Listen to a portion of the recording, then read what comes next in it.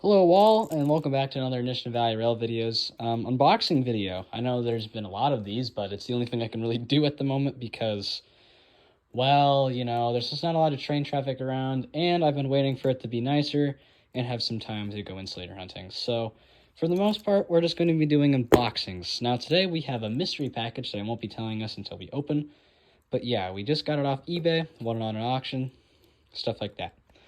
So, let's start with just getting right into it. I'll have to actually get a pair of scissors out, so we'll be right back. So that was kind of a struggle, but whatever. So we got some newspaper here, and you can see the box. Oh, there's a letter here too.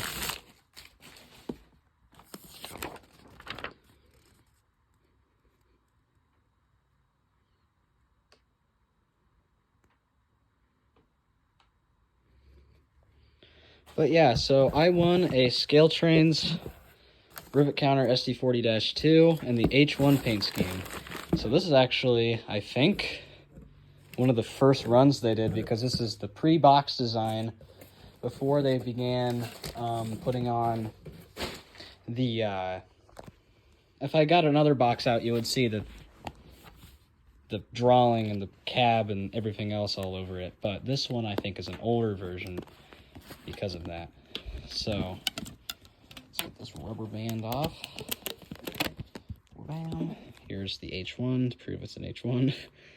And we'll go over to our layout area so we can get it out of the box.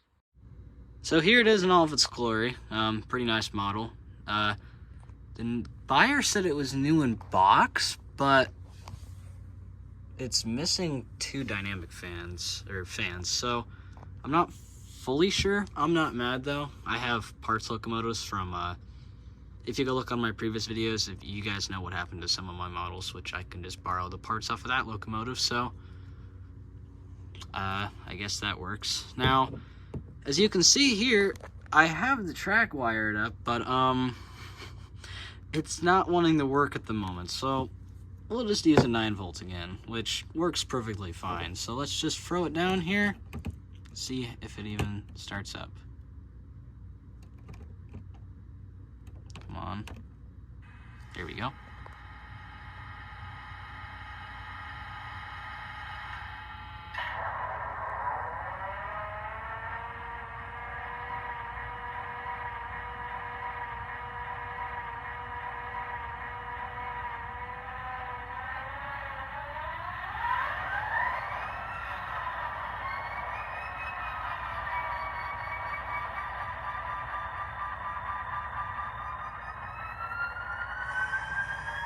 Oh shoot.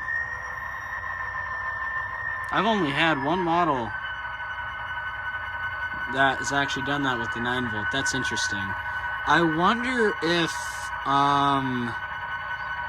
the voltage on this locomotive is just a lot clearer. I'm not sure. But alright. We'll just let it knock over its own power supply. There we go.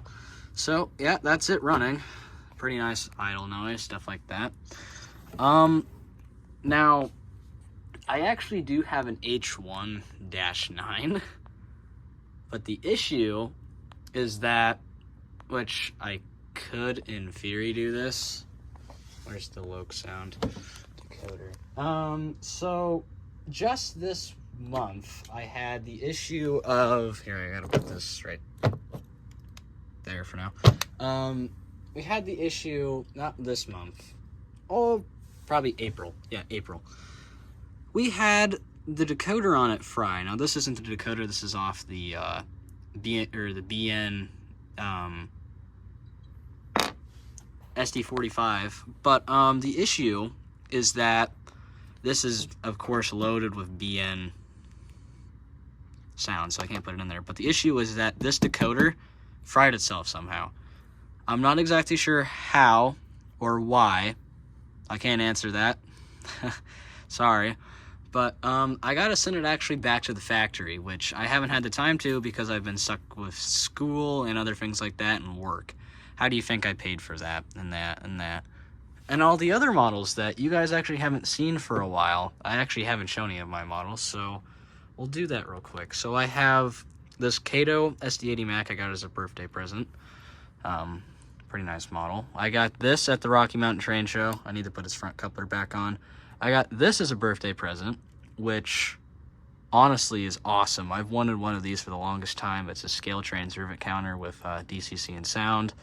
I got this at the Rocky Mountain Train Show. I previously owned this. It survived the incident, as we'll call it. This is a Olympic unit, which has decoder in it and sound.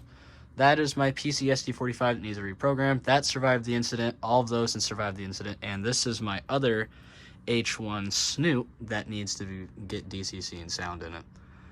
There's the SAD. There's the other things. And I'm not going to show my room because my bed needs made, but over in a box that needs to be shipped off the Scale Train's warehouse is the H1. So, yeah. And, of course, the turbine, which you guys already know about. Oh, and the SDL. So, yeah, that's all of my models at the moment. But, yeah, that's pretty much all I can say for this H1. Pretty nice, pretty cool model. Do say so myself. Hopefully I can get that H1-9 up and running soon. And we can have a nice little consist with it, maybe at the next train show I go to. So, this is Nishna Valley Rail Video signing out with the H1 SD40-2.